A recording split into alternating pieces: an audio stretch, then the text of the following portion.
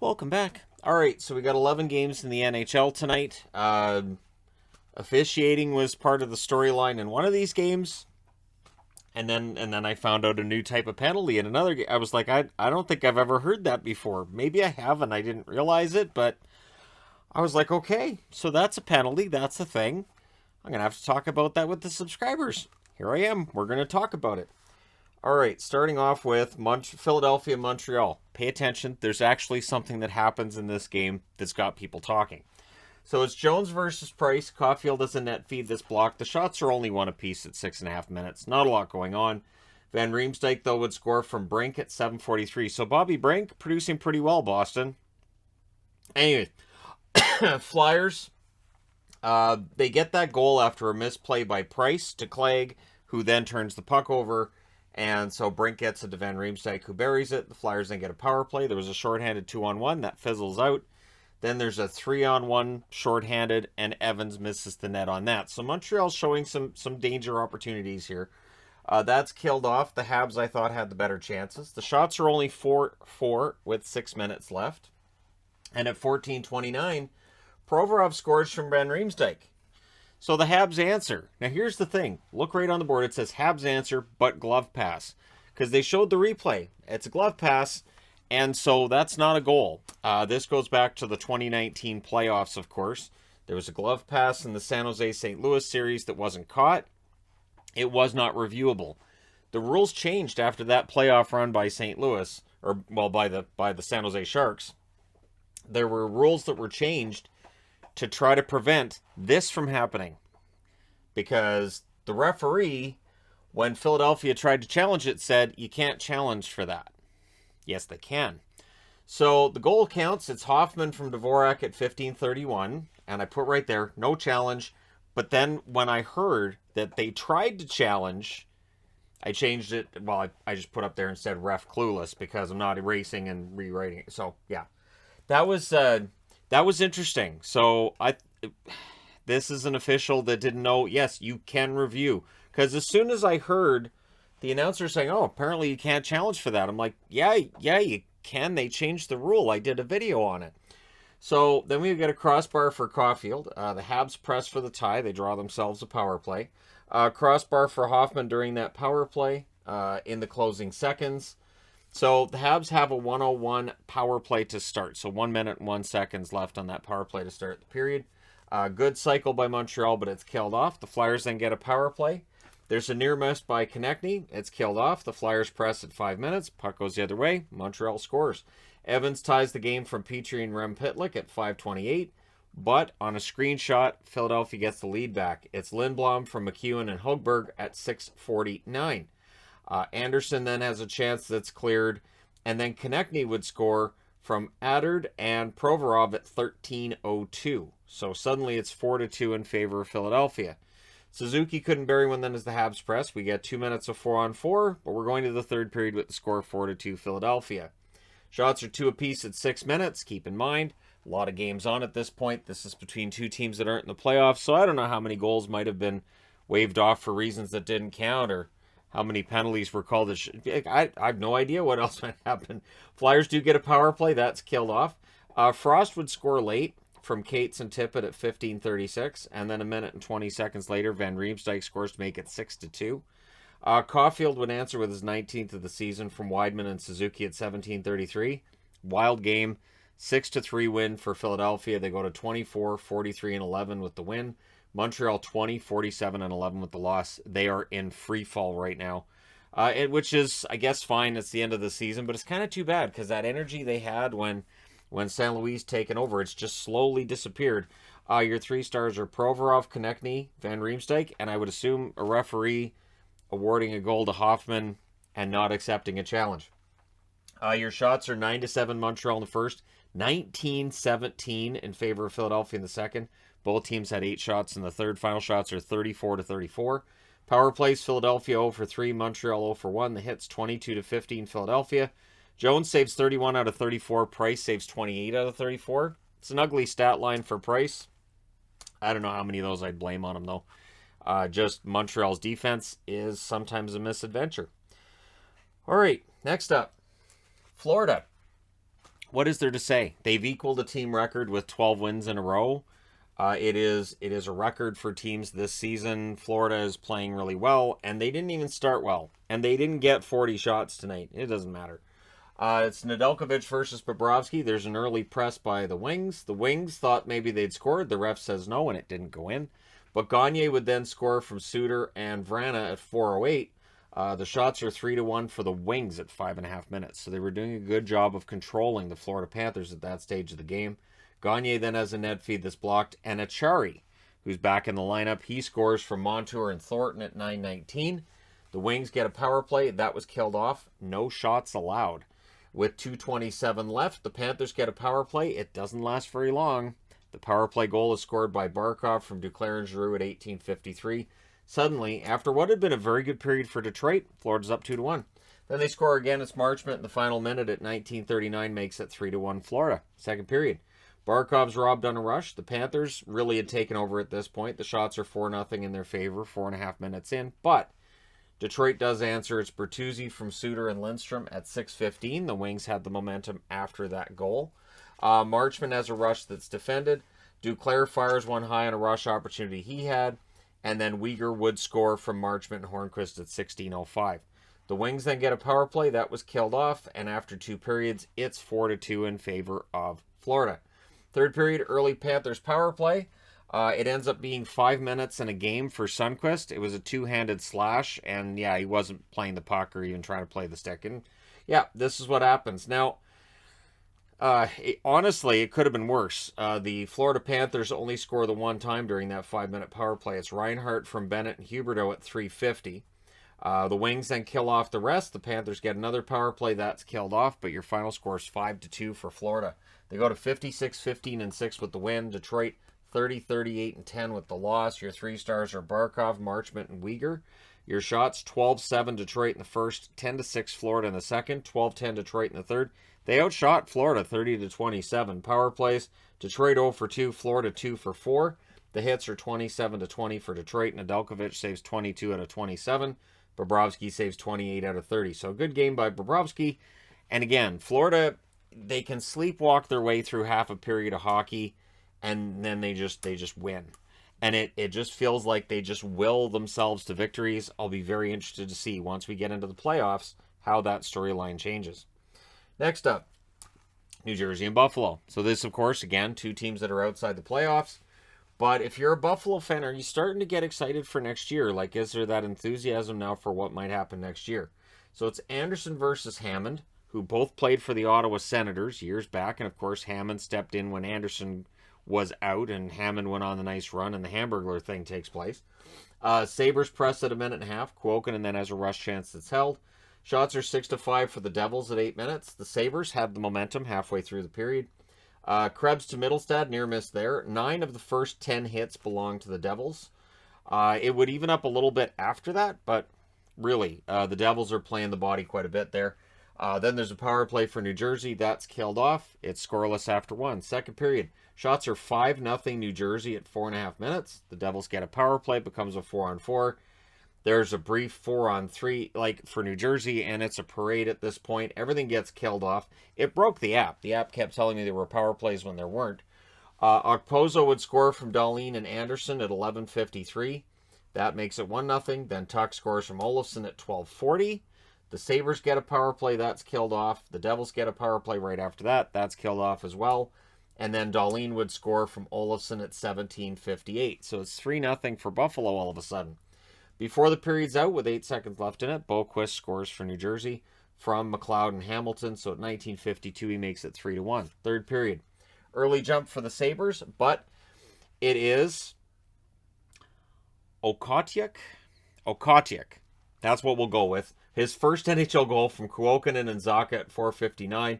That makes it 3-2. Owen Power then gets his first NHL goal from Skinner and Thompson at 8:33. The shots are 7-5 for the Sabres with 6.5 minutes left, and eventually they get another goal. It's Skinner from Thompson and Olofsson at 16:03.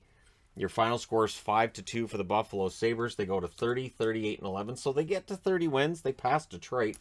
New Jersey 27, 43, and 7 with the loss. And yeah, playing out the string and all that stuff. Same as Buffalo, but Buffalo's finishing hot.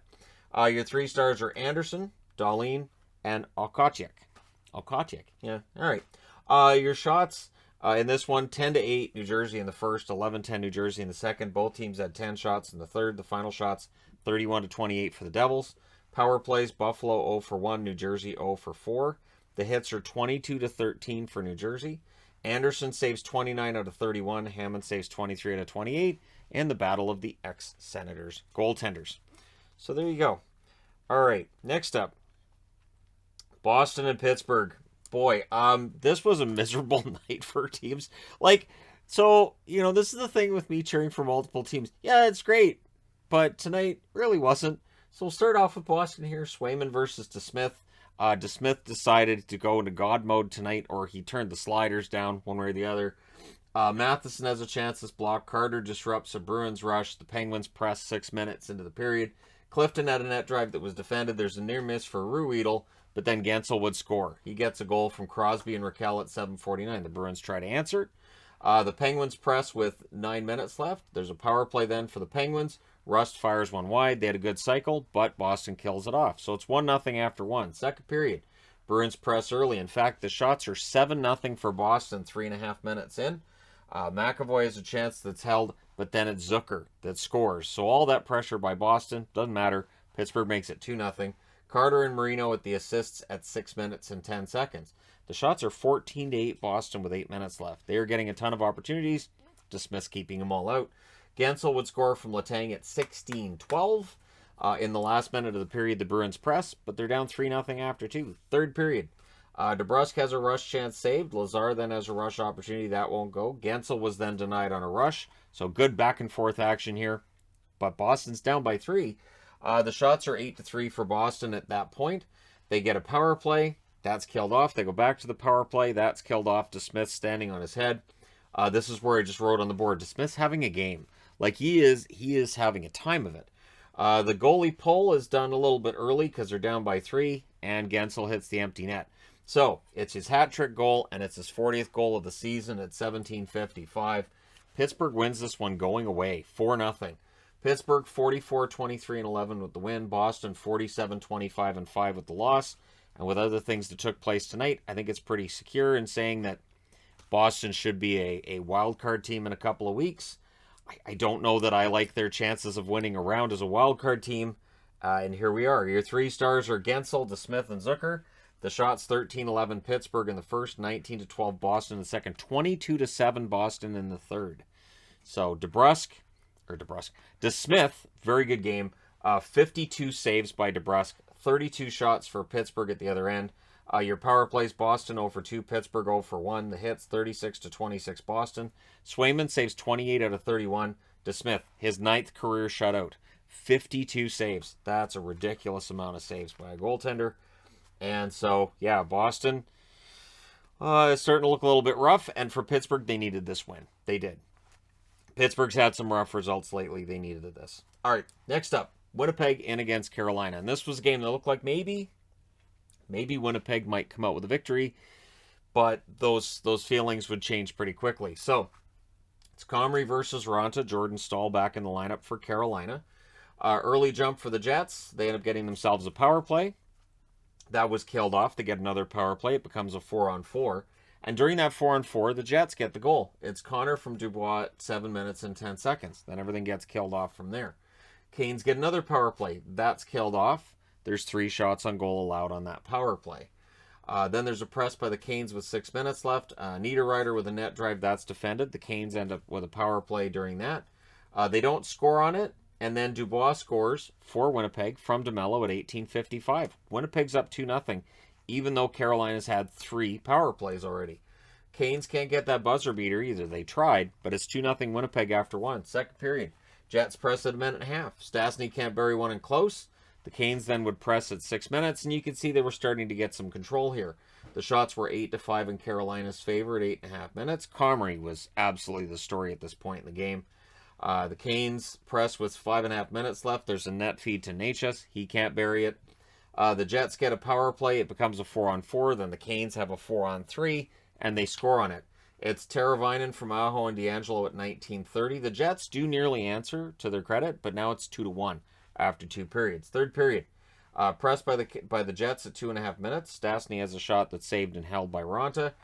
Slavin would score from Svechnikov and Natchez at 4 minutes and 10 seconds. It's a tie game. Shots are 5-1 for the Canes at 6.5 minutes. The Canes score as Comrie's helmet is coming off. It's challenged for goalie interference. The goal counts. So Jarvis gets the goal from Smith at 8:21. The Canes then get the power play for the delay of game. That was killed off. Canes controlling the game with the lead, and eventually Winnipeg pulls the goalie. That allows the empty net goal for Carolina. It's Stahl from Fast and Shea at 19:13. Your final score is 4-2 for Carolina. They go to 50, 20, and 8 on the season, and for Winnipeg, 35, 32, and 11 with the loss. Your 3 stars are Jarvis, Teravainen, and Slavin. The shots 15-7 Carolina in the first, 19-10 Carolina in the second, 12-5 Carolina in the third. Final shots 46-22 for Carolina. Power plays, Jets 0 for 2, Carolina 1 for 5. Your hits are 21-11 for Winnipeg. Comrie saves 42 out of 45. He was fantastic, honestly. And Ronta saves 20 out of 22. So Comrie's earned himself at least one more start before the season's done. But for the Jets, season's done. All right, time to change sports. All right, next up, the New York Rangers and the New York Islanders. This didn't really feel like a Rangers-Islanders game, though. This one did. Anyways, Georgiev versus Varlamov in this one. Cizikas has a net feed that won't go early on. Kopp scores. Andrew Kopp with the goal from Panarin and Trouba at 3:43. It's a rush goal on a turnover, so if you turn over the puck to the Rangers, it'll end up in the back of your net probably a little faster than you'd like. Near miss then on a stretch pass to Lee by the Islanders. The Rangers then had a 2-on-1 that misfired. However, at 7:48, Kopp gets his 20th goal of the season from Panarin and Fox, and then the Rangers are looking for more. All the momentum's with them. Kreider tips one wide. It's all Rangers. Long stretch, though, with no whistles. And then at 18:13, Kopp gets the natural hat trick in the first period from Strome and Panarin. So Panarin with 3 helpers already at that point in the game. He had quite the game himself. And so it's 3-0 Rangers after the first. Second period, 37 seconds in, Nelson tips one in. Bailey with the assist. That is a goal that breaks a shutout streak for the New York Rangers at 200 minutes and 43 seconds. So that's a combined shutout streak of both Shesterkin and Georgiev. We then had a post for Wahlstrom. Goes out after that. Shots are 4-3 for the Islanders at 6.5 minutes. The Islanders would press at 7.5 minutes. Bailey fires one wide on a rush. 3:06 left. The Rangers get a power play. And it felt like it was important, and it was. Kreider scores during that from Fox and Zibanejad at 17:15, so he adds to his record for power play goals in a season by a Ranger. And, of course, that's his 51st goal of the year. Strome would add another at 19:07 from Panarin and Fox. So Fox with a couple helpers, Panarin now up to 4 assists, and Strome with a pretty good game too. So it's 5-1 after 2. Third period, early Islanders power play, they score on it. It's Nelson from Dobson and Barzal at 2:06. The Rangers then press at 5.5 minutes. There was a post for Bellows on a rush, and then Reeves on a turnover, a 3-on-1 on a turnover from Lafreniere and Goudreau at 12:53. Bailey, though, does answer from Dobson and Char at 13:22. But then it's kind of a quiet finish. There's no fights. I thought it was weird. I even double-checked all the numbers. I'm like, there wasn't fights. This is such a strange Islanders-Rangers game. 51-21-6 is a record for the Rangers with the 6-3 win. For the Islanders, 35-32-10 with the loss. Your 3 stars are Panarin, Kopp, and Fox. Your shots, 9-8 Rangers in the first, 10-9 Islanders in the second, 11-5 Islanders in the third. The final shots, 29-23 in favor of the New York Islanders. Each power play goes 1 for 1 in this game. The hits were 27-26 for the Rangers. Ottinger.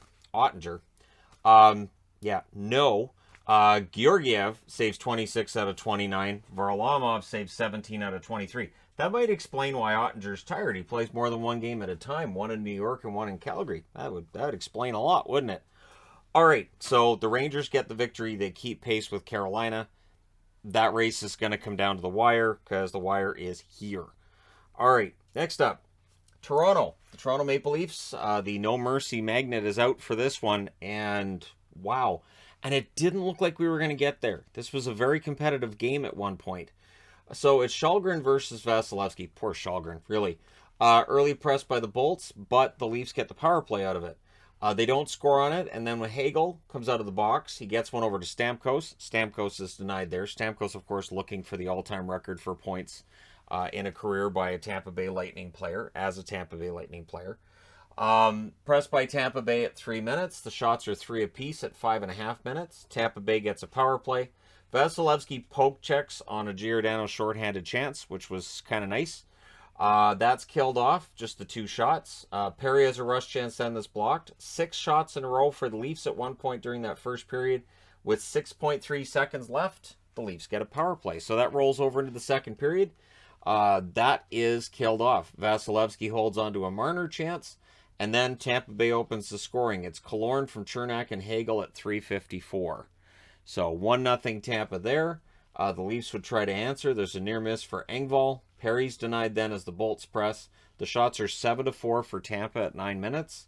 At 11:37, they make it 2-0. It's Colton from Perry and Paul. Belmar was down. The puck hit him. He's okay. On the play, there was a penalty. It had nothing to do with the puck hitting him. But the Bolts go to that power play and they score. And it's Stamkos who breaks the tie he had with Marty St. Louis for the most points for a Tampa Bay Lightning player. He gets that goal from Kucherov and Hedman at 12:38. The Leafs do try to answer. However, Tampa Bay gets another power play, and they score on that one too. It's Kucherov from Perry and Killorn at 15:07. It's 4-0. Was scoreless after one. It's 4-0 during the second here. We had 2 minutes then of 4-on-4. Simmons and Maroon kind of have it going back and forth. I know trending right now on the Canadian side of things. I don't know if it's trending in the States too, but Leah Hextall had some interesting commentary. It's not great commentary in between the benches. I'm gonna leave it at that. I know there are people that are already talking about the commentary and not happy about it. I think the person who's between the benches, I'm just gonna say this here, the person between the benches shouldn't be the story. And when you've got guys going at each other back and forth, your best guy between the benches, your best woman between the benches too, would stand there, listen, and then talk after. And most of them do. Anyways, so we go to the third period. Palat would score from Sergachev and Stamkos at 1:12. It was a perfect tip by Palat. Again, I felt bad for Källgren. He had no chance on most of these. The Leafs press at 2.5 minutes. Bunting would hit the post. The Bolts get the power play. Killorn scores on that power play from Stamkos and Hedman at 4:33. So Stamkos had himself quite the game. Leafs then get a power play. There was a shorthanded rush for Paul that helped finish the kill, and then there was some punching. So we had 5-on-3 for 6 seconds for the Leafs. They don't score during that 5-on-3, but they score during the 5-on-4. It's Mikheyev scoring from Spezza and Giordano at 7:45. So it gets the Leafs on the board and prevents the shutout. Things get punchy after the next whistle, so we have 2 minutes of 4-on-4 after that. Match penalty given to Clifford because he had a stick bonk on Perry. So they're kind of caught up, and he hit Perry over the head with his stick. And I really think the match penalty was just, let's just get Clifford out of here. I think at that point the referee's just, let's get him out of here.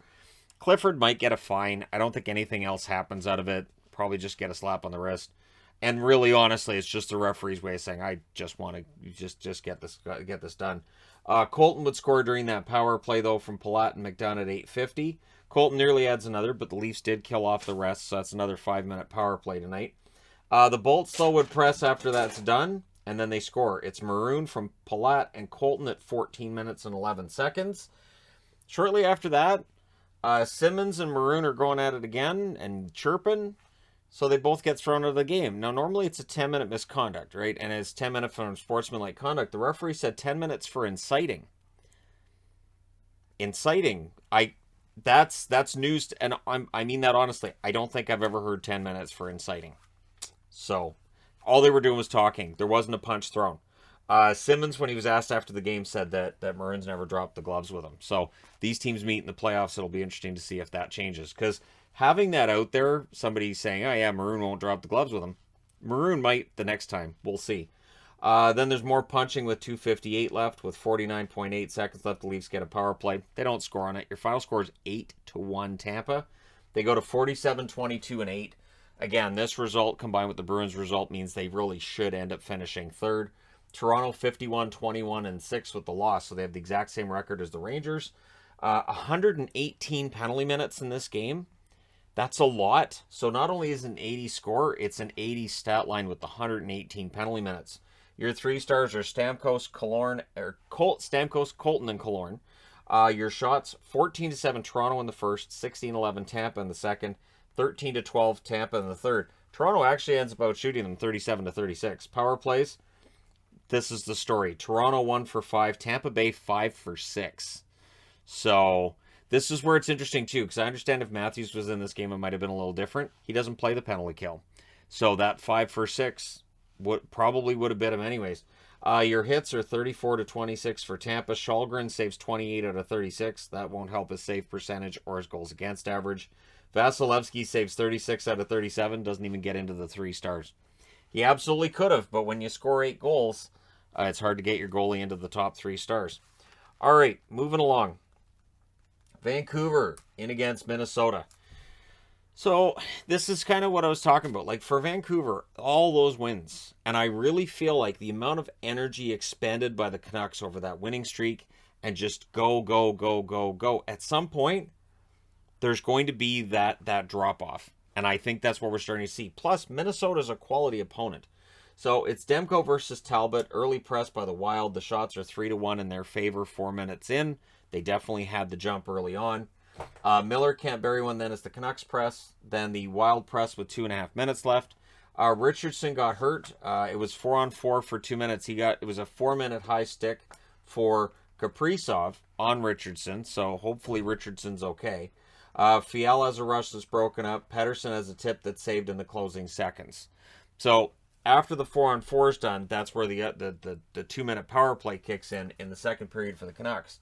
It cycles. It's not able to get shots. So no shots by the Canucks during that. OEL is a blast tip wide. It's killed off, really. So the scoring starts here. Fiala scores from Gaudreau and Boldy at 4:53. He scored that one on a rush. The Canucks do answer. It's Pettersson from Garland and Besser at 5:31. So Pettersson reaches 30 goals this year, and the Canucks have 3 30-goal scorers, Horvat, Miller, and Pettersson. But quickly after that, at 7 minutes and 10 seconds, it's Spurgeon from Duhaime and Middleton. But again, with that lead, Vancouver comes back and ties it. It's Highmore at 9:22. Then they put the Kaprizov line out there to try to answer that. The Wild press with 7 minutes left, but Vancouver would get the lead. It's Pettersson with his second goal of the period from Garland and Dermott at 16:09. We then had a fight between Shen and Delorier, so Shen getting in his time with fights this week. Zuccarello, though, would score from Kaprizov and Merrill at 18:36. So, pretty wild second period. You get 3 goals by each team. Second periods are crazy right now. The Wild do press for the lead in the closing seconds. They don't get that. So we go to the third with the score tied at 3. Early rushes by both teams. Canucks get a too many men on the ice call, so the Wild go to the power play. Miller gets hurt on a shot block. Eriksson Ek was denied. That was killed off. Miller did stay in the game, though. He did come out for his next shift, so he ended up being all right. It was kind of shaky looking at the beginning there. Shots are 5-1 for Minnesota at 7 minutes. They press at 7.5, and they get themselves a power play. Things get punchy at the Canucks net. That ends up being killed off. Pettersson blasts one wide as he's trying for the hat trick.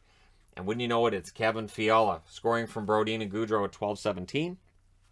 The Wild hemmed the Canucks in with 3 minutes left. So when you're trying to get the goalie out, they can't. Kaprizov would score from Hartman and Zuccarello at 18:05.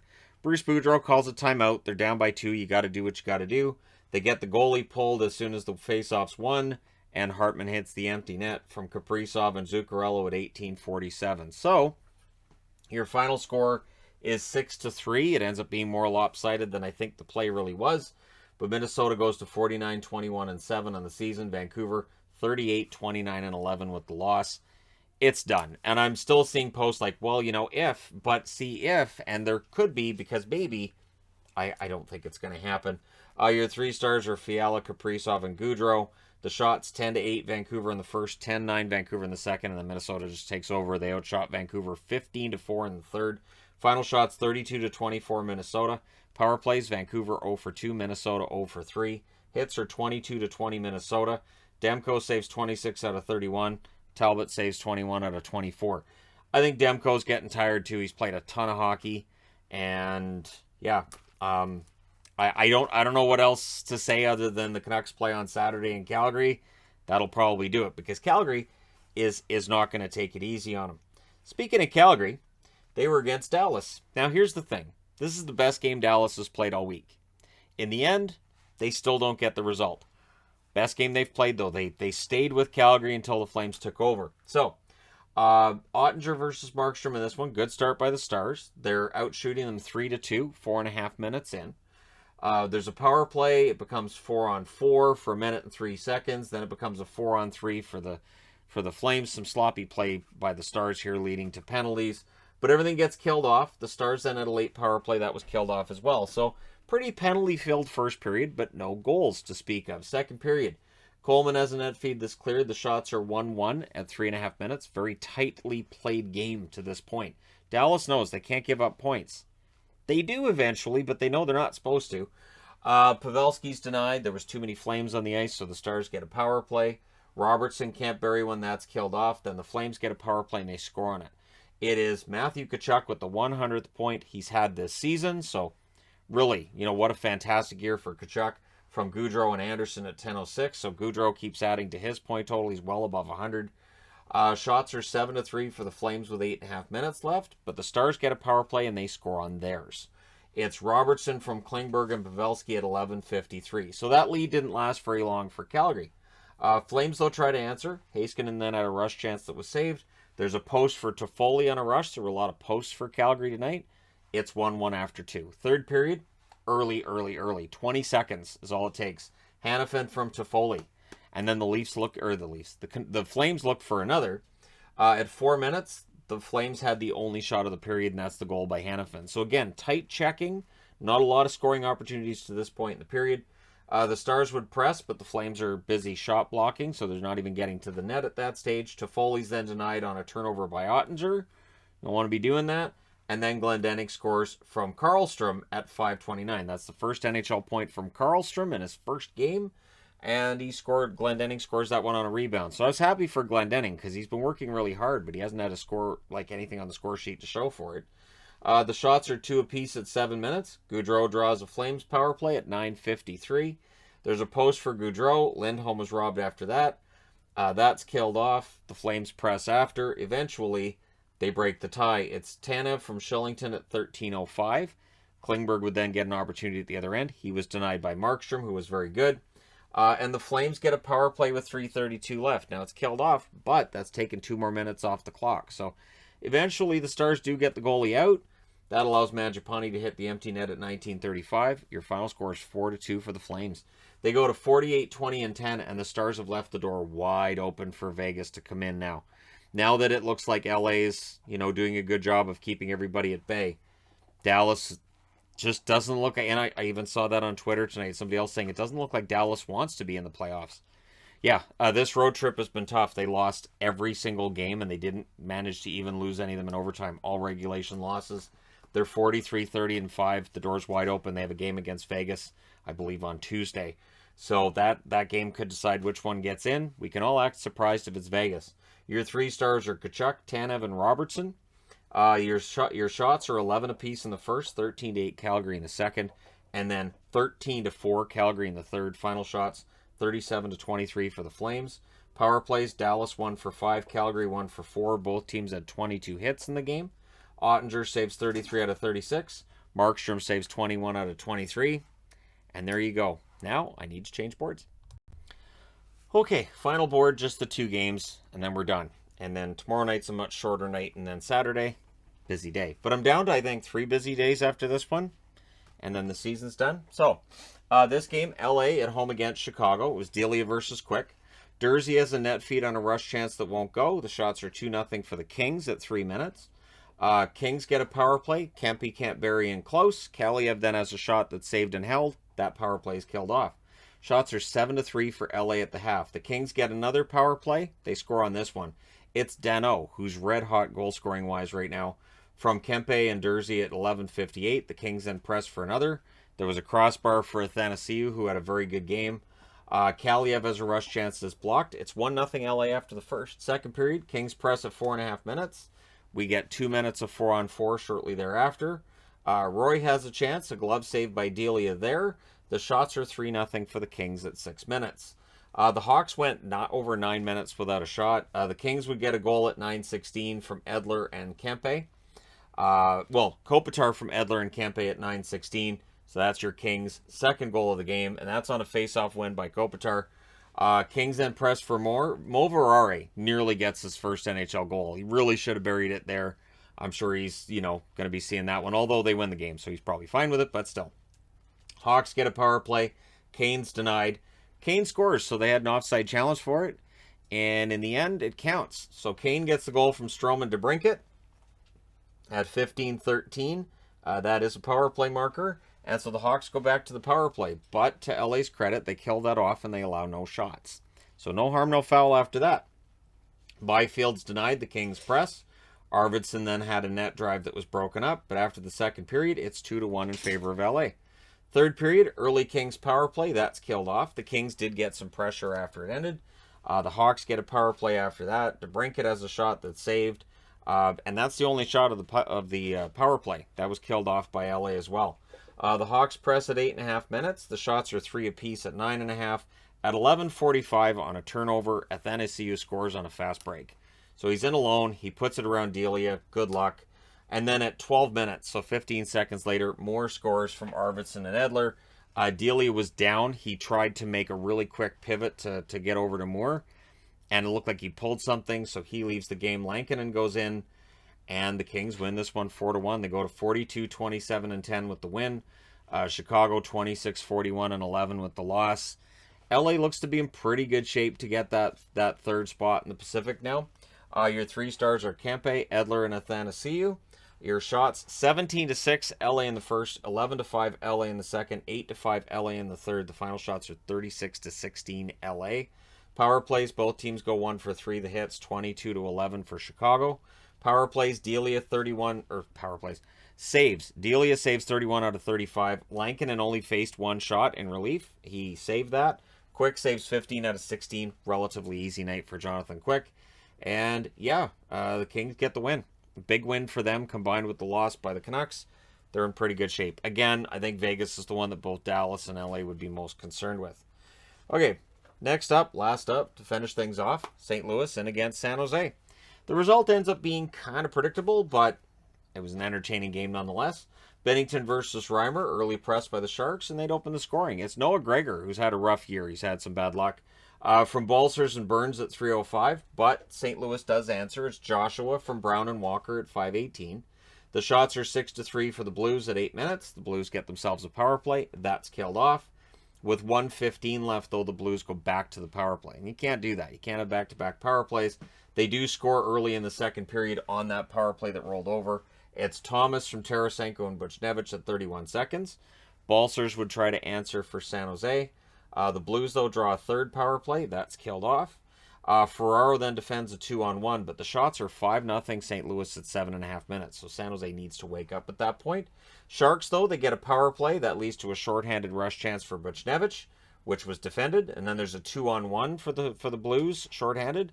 Sod couldn't bury one, and then Thomas had an opportunity as well. So not a great power play there for San Jose. The Blues hem the Sharks in. The Sharks needed a line change. This, of course, is when we're back to 5-on-5. And out of that, because they were tired, you end up with a delay game call. You're desperate to get the puck out. You just throw it over the glass or towards the glass, and it goes over because you're tired. And so the Blues get a power play. But some nice shorthanded plays by Couture end up helping to kill that off. Still, it's 2-1 St. Louis after 2. Third period, early press by the Blues. Net feed to Shen, near miss on that. The Sharks press at 4.5 minutes, but they don't get shots. 6 minutes into the period, the shots are 2-1 San Jose. Which, if you're the Blues, you'll take that. You're playing in a shell, and you know you're going to get your opportunities. The Blues were stuck on one shot for a while, but then Thomas kind of goes beast mode with the puck. Good luck getting him off the puck when he's like that. The Blues would press halfway through on that. Things get punchy at the benches. That means somebody's got to go for each team. It's 4-on-4. My favorite with that was that VL tried to get off the ice as soon as possible, and then he ended up being sent to the box. While Tarasenko's pointing himself going, me? It's funny. I like it when players do that. Blues press, but Reimer saves and holds. 6 minutes and 9 seconds left. The Blues get a power play. That's killed off. Parayko blasts one wide. The Blues would press. There's then a goalie pull with 1 minute and 45 seconds left. Saad hits the outside of the net on an empty net try. 51.6 seconds left. There's an icing by the Blues. The Sharks call a timeout. But in the end, it's an empty net goal by Buchnevich that finishes it from Shen at 1948. St. Louis wins this one 3-1. They go to 47, 20, and 11. They keep pace with Minnesota. San Jose 30, 35, and 12 with the loss. Your 3 stars are Thomas, Binnington, and Reimer. The shots, 11-9 St. Louis in the first, 9-5 St. Louis in the second, 8-7 St. Louis in the third. Final shots, 28-21 for St. Louis. Power plays, the Blues go 1 for 5. San Jose goes 0 for 1. Your hits are 18-8 for San Jose.